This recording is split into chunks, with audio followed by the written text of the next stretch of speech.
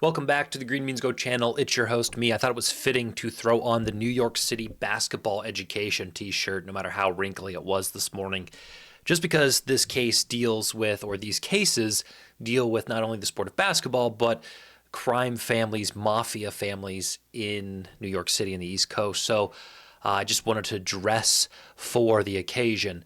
I went back and forth about how this video was going to be structured, the content that I wanted to provide, the angle of which I wanted to look at the Chauncey Billups and Terry Rozier cases as they are two separate and individual cases. They're getting a little muddied because they were released to the public on the same day. They're both dealing with the National Basketball Association. So it's no question that people are going to kind of intermingle these two things. And I kind of wrote up a whole script on the facts of the case and what actually occurred. And I thought, what am I doing? That's not my angle. I love to provide journalistic information to people, but I believe that there are so many of those resources and talking points that are already being discussed that if you want the actual information, you can go find it. So the purpose of my video is to discuss these two cases from the perspective of a sports bettor, if we want to keep it broad. But I'm also going to blend in the concepts of someone who is in this industry, who gets paid, one, through the bets that he makes, hopefully, and two, through the kind of underpinnings of the gambling sports betting world. Like as much as I wanted to be just a general sports content creator, I have become a sports betting content creator, and I'm here, I'm in it. And I get to watch this industry fail. So often fail, at least by my estimation, in its early stages as far as legalization goes. So the angle of today's video is not going to be necessarily just communicating facts. It's going to be looking at the facts we have and then trying to draw conclusions about how we improve as a league in the NBA, how we improve mainly as sports bettors, how we improve as a culture, as a society. So that's the purpose of this video. Have I really thought out all of the details of this? Of course not. That's not me. If I don't have a slideshow, chances are we're going off the cuff. So I hope to provide some perspective to you all today that you can take with maybe a challenge, more things for you to think about. So we'll start with the background. I will give you a quick synopsis of what happened. The Chauncey Billups case mainly involves his role in underground poker games. Essentially, these games were rigged, and Chauncey Billups, as well as others, knew about the games being rigged. The tables had X-ray vision. They could see everybody's cards from devices underneath the table. The shuffling machine was rigged and could communicate what cards were being dealt to who. Sometimes they wore special glasses that you could see through cards that were specifically marked. There were talks of having earpieces and somebody off-site who was able to look at all of this from the shuffler and under the table and then communicate to the people at the table, maybe Chauncey Billups, maybe not, what was happening. Chauncey Billups, I believe, was used as a pawn, but he knew, I don't know if the indictment says he knew what was going on. You don't play in this for as many years as it's reported that he did and have no idea. So Chauncey Billups knew, and this overall strategy was, hey, let's talk to this person with a lot of money, wealthy businessman, doctor, whatever the case may be, and say, hey, you want to come play and brush elbows, brush chips with these NBA guys? Chauncey Billups is going to be there. Come play this poker game. And then they would just essentially rig the game and take all of that person's money. And this just kept happening over and over and over. So that is how Chauncey Billups is indicted. And a lot of people are saying, well, that's not NBA related, or they're trying to tie in the NBA in some fashion. He's not technically in Chauncey Billups' indictment, which I read last night. He is not being indicted for anything related to the NBA. However, if we flip over to Terry Rozier, who is being indicted for NBA-related activities, there is a line in Rozier. It mentions co-conspirator number 8, and it's Chauncey Billups. Like, I probably shouldn't say that. Like legally, you can't say if, we're working with real technical stuff here, but it says a player who played from 97 to 2014 and started coaching in 2021 and lives in Oregon. That's Chauncey Billups. Chauncey Billups lives in Oregon. Those are the exact. What am I doing? Those are the exact the dates that he was in the NBA and he started coaching in 2021. It's Chauncey Billups, and it talks about him communicating information as it relates to the Trailblazers' intent to tank or specifically lose games for better draft picks, as well as not play starters before that information was publicly available. Now, Terry Rozier is caught on wire fraud and other legal. It's like they got Al Capone for tax evasion. That's kind of what this is. I don't believe in the indictment there's anything related to Terry Rozier rigging games, or there's no manipulation as far as the NBA goes. Remember, the NBA investigated this and cleared him. Now, how thorough was that investigation? Did the NBA have some vested interest in protecting the optics of their game, and so they don't want to be, if they're kind of their own police and they have a chance to say, this doesn't look good, but if we come out and blame him, what does that say about the NBA? Let's just say he's not guilty, and then maybe he just doesn't play the rest of the year, and we let this kind of go by. We already had Jonte Porter in that whole incident, so the optics are bad. Let's just kind of, the FBI found Terry Rozier, or has found him guilty. I guess not guilty until he's proven guilty in a court of law. I can't imagine that he gets away with this, but essentially he was telling people that he was going to leave a game due to an injury, so take his unders. And this is something that occurred multiple times. And there were other instances with Damon Jones, another coach in the NBA, who was communicating information. The funniest thing to me in the Damon Jones bit was there's one towards the bottom of the indictment where he tells a guy, hey, we're playing the OKC Thunder tonight. Player 3 and player 4 they're LeBron and Anthony Davis in the indictment. It doesn't say that, but that's who they are. And he says player 3 is not going to play. Player 4 is going to play limited minutes.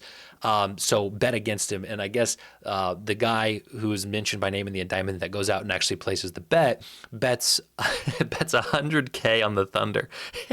And Anthony Davis and LeBron played 38 minutes each, and the Lakers beat the eventual finals champions. And it's like, they weren't even flawless at it. Like the execution wasn't even 100%. Guy lost $100,000 on the back of information that he's now getting indicted for. So it made me chuckle and scratch my head and say, okay, what do we do here? And so we're going to go through these questions, and I'm just going to give you my loose thoughts. Not that they mean anything. But we'll start with, is the betting boom too big for the league to control? And I'm going to talk NBA here, but you'll notice it says leagues, because this we already saw potentially with Shohei Ohtani. We saw it with a couple of pitchers in this season with, I believe, Cleveland Guardians opening pitchers potentially betting on their first pitch. Luis Ortiz maybe is who it was, first pitch ball, and you can see him just throw a horrible shot into the ground. NFL, we haven't seen a ton of information, at least in respects to actually betting on games within the NFL, at least to my knowledge. There's been some issues with Calvin Ridley, obviously, and Jameson Williams, who may or may not have been involved in some sort of betting on the league, but there's not been an overwhelming scandal, at least to my knowledge, about the NFL. But I don't think that means it's not happening. I think the betting boom is too big for leagues to control. If I have to make this a binary yes or no answer, it's yes.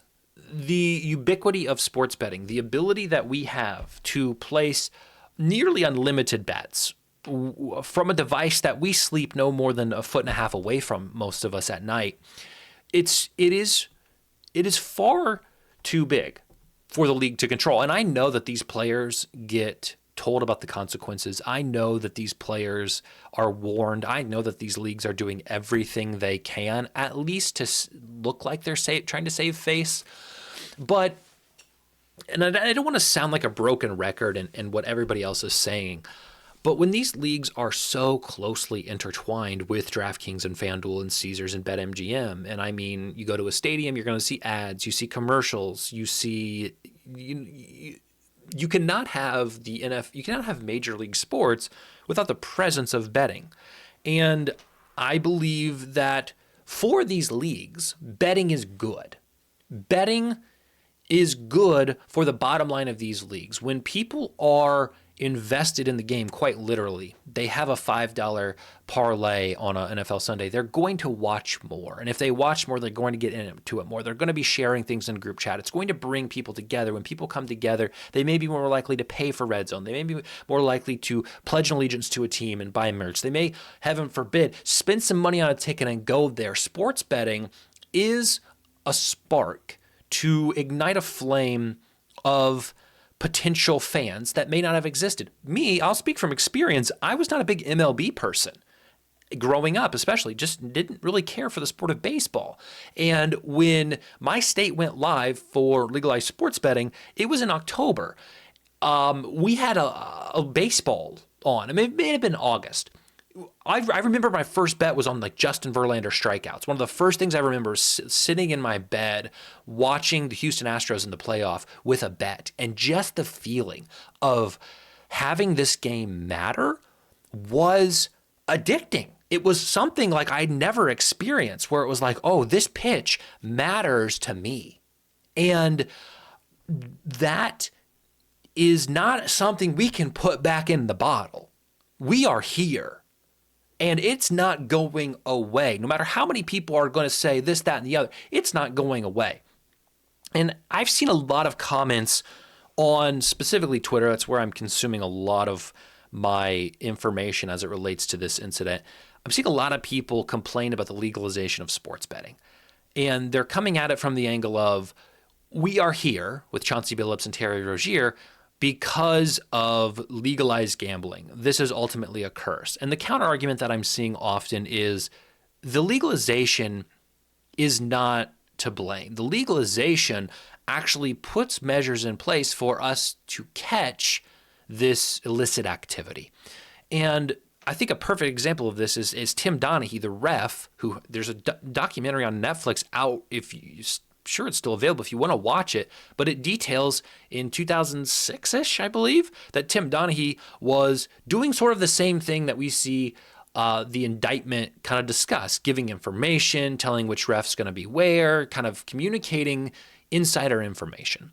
And that was far before FanDuel existed as a company. DraftKings had not even been considered. If people were going to illegally bet on this, they were going to do so on offshores or through a bookie or through potentially a Vegas, actual location. And so I think I align more with the fact that legalization does allow for us to police this a little more. The sportsbooks were the ones who flagged this behavior. The sportsbooks were the ones that said, hey, we had over $100,000 on the under of a player prop where this guy leaves after 9 minutes with an injury. That was the the flag, the smoke signal that kind of got the ball rolling on this. And so I get that there's going to be people who say legalized sports betting caused this. I would push back a little bit. And this is not me standing up for legalized sports betting or trying to argue that it's an ultimate good for society, because by and large, I don't believe it is. But when things are legalized and there is attention on them, they do become easier to monitor. Is that an ultimate good? I don't know.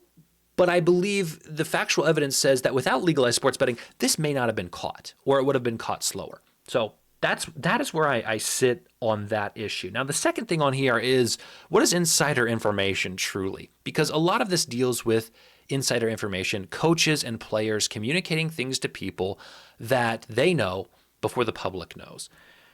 And it's a very bizarre line to me, because we live in a social media age. We live in an age, again, where we can send a message pretty easily to anyone about anything at any time.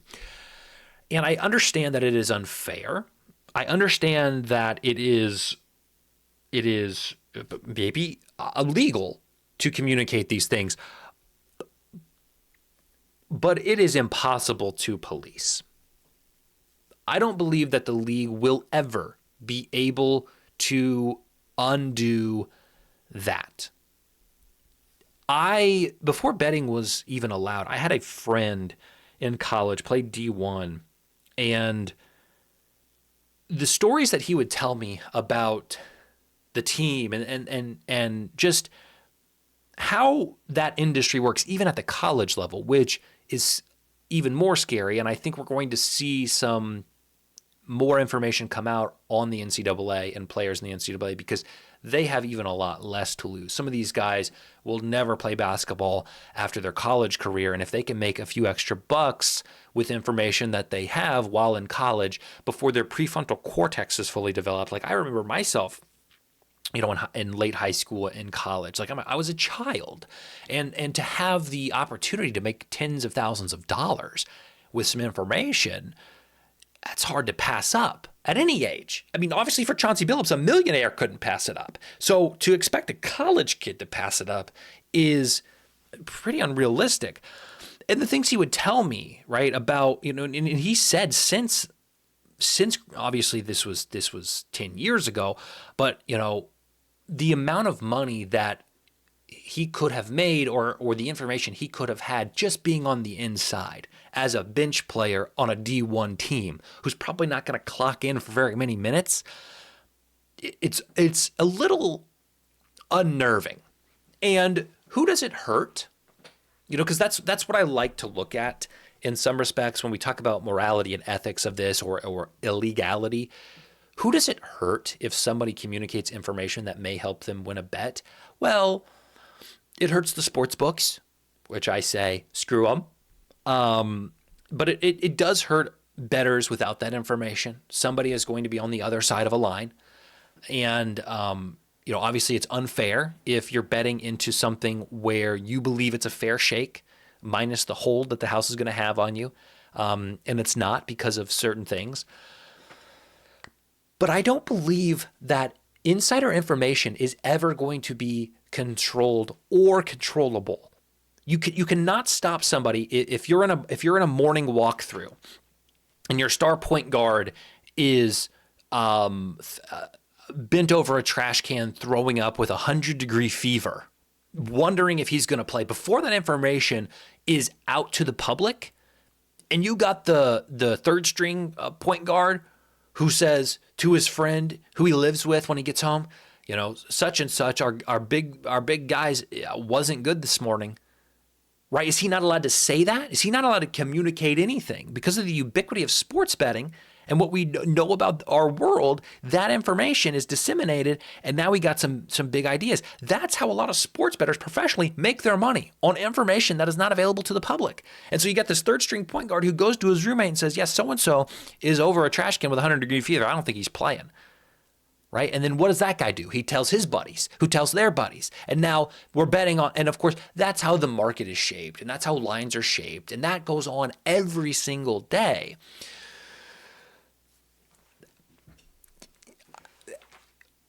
But then how do you indict everybody?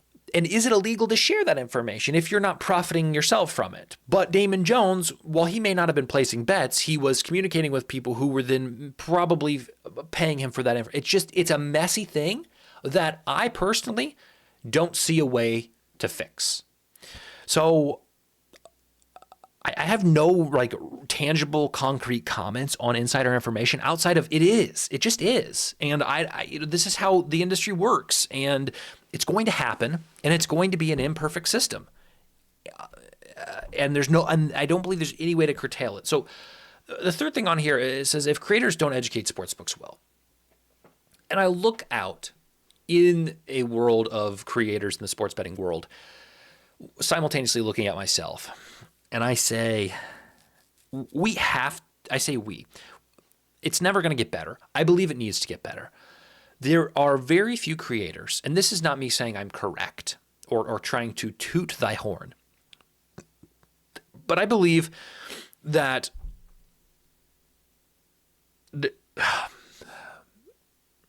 again, there's no way to say this without sounding arrogant, but I just believe that the content that's out there is less educational, less corrective of a destructive industry, rather feeds into a destructive industry. And again, you may say, well, Great Means Go, you post videos every day about sports betting. That is correct.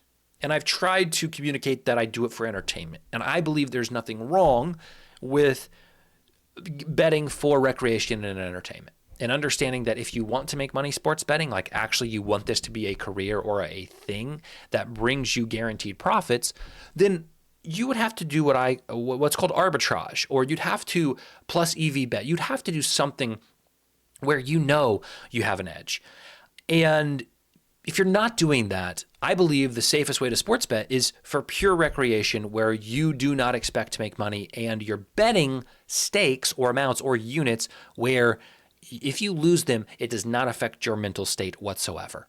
You are unbothered by the loss. If you're bothered by the loss, scale down your units and bet less. That's where I stand in the sports betting world. And I think there needs to be more creators who come at this industry from that perspective. Because I believe the number one issue we have in the sports betting world is the myth or the belief or the dream that this is a money-making endeavor, because that's all you see from creators, from people on their yachts, from Twitter, from people posting their picket graphs. Like, we are bombarded with sports bettors flexing how much money they have. And what that does to the common bettor is it creates this illusion that it's not only possible and attainable, but it's desired. And so people overbet, people make decisions that I believe are going to be ultimately harmful for their life. And that is why I say if creators don't educate and try to explain to people a more safe or realistic way to approach this, then sports books are. And sports books can be in quotes, because a lot of these people who are doing the aggressive marketing of their victories are playing into the hands of the sports books. That's what they want. The sports books, if you look at their Twitters, FanDuel and DraftKings Twitter, are often posting, if they post anything, it's not a, wow, this guy got some great closing line value. Be like this guy. Sign up for some tool and get alerts about plus EV bets. When we hang a bad line, you want to get on that. That's how you're going to make money. They post 6, 7, 8 leg parlays. Somebody puts $15 and wins 30 grand. Somebody puts $50 and wins 30 grand. And they want you to bet these super unrealistic parlays, same game parlays if they had an option, at stakes that are, I don't know, maybe your water bill for the month, and risk that. And that's how they make their money. And so again, I try, and I'm going to continue to try to either provide you guys with tools and resources that I believe can help you make money if you do it the right way, or I'm going to provide you with information that I believe should be used only recreationally. And so the last thing I want to talk about is regulation. And if we go back to Chauncey Billups and Terry Rozier, and we look at them in a microscope, but then we zoom out and say, how can we prevent this from happening? The first thing I'll say is, I don't think we can. And a lot of people are going to argue about this. And I've said it. The genie is out of the bottle. Pandora's box is open. We will never be able to stop this from happening. I do believe we are going to get better at identifying it and catching those who are guilty of whatever we call this. Although we're calling it wire fraud and things of that nature, we're not calling it fixing games, which is another interesting caveat. For a long time, I have been wanting to do a video where I discuss regulation. Specifically, what else needs to be done? I believe that sports betting, from a mobile, legalized standpoint, which we've seen in the last, we'll call it 5 years, was quickly initiated by states who were eager to make more money through taxes. And when you take something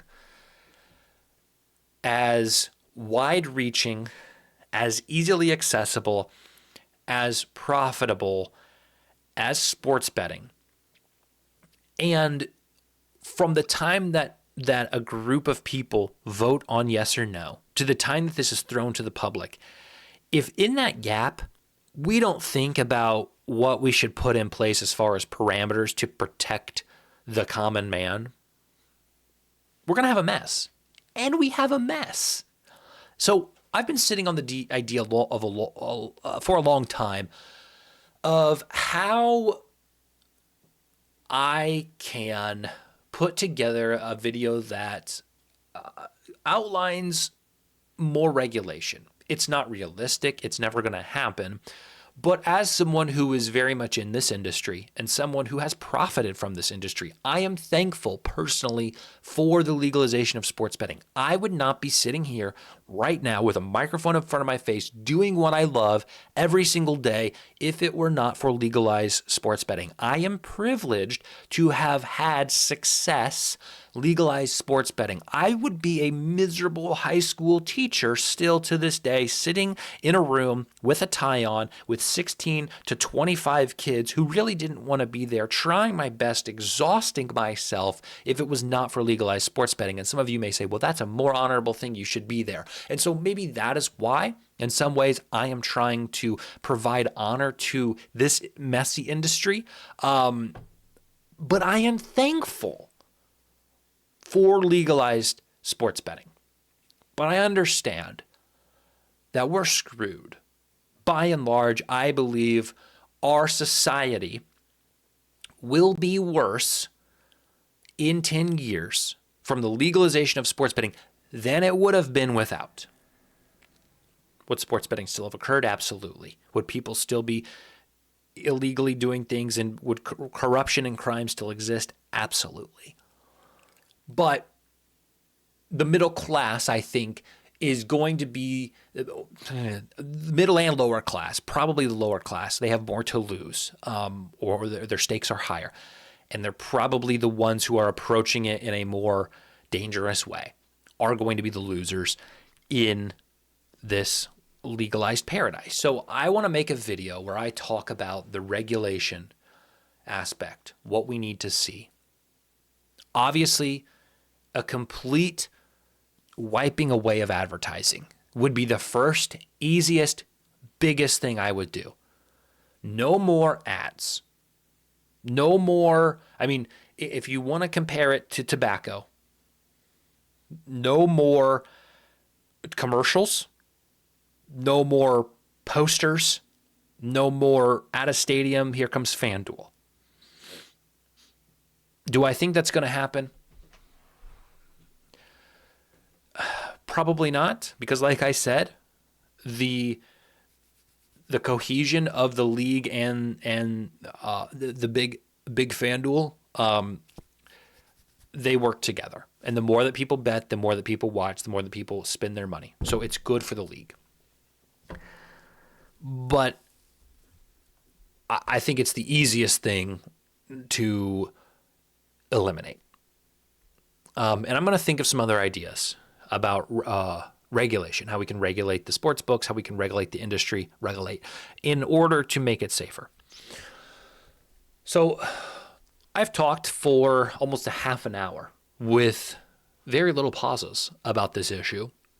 And if you listen to all of this, shout out to you. I appreciate you. You're the reason that I can do this day in and day out. So I am thankful in ways you cannot grasp, or maybe you can, but I'm very thankful for you. So that's what I think about this.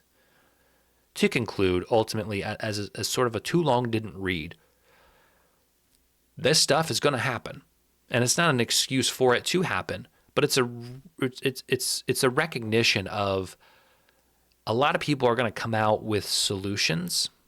And this has been occurring forever. And I think the legalization of sports betting is an ultimate danger to our world, but it does allow for more eyes. And potentially with more eyes, we can make it safer. But we have to choose to make it safer. We have to want to make it safer. And I believe ultimately making it safer leads to a loss in revenue for not only the sports books, but for the professional leagues. And so on one hand, they're going to say that they want the integrity of the game to be their highest priority. But I don't believe that they're going to make choices that hurt their bottom line.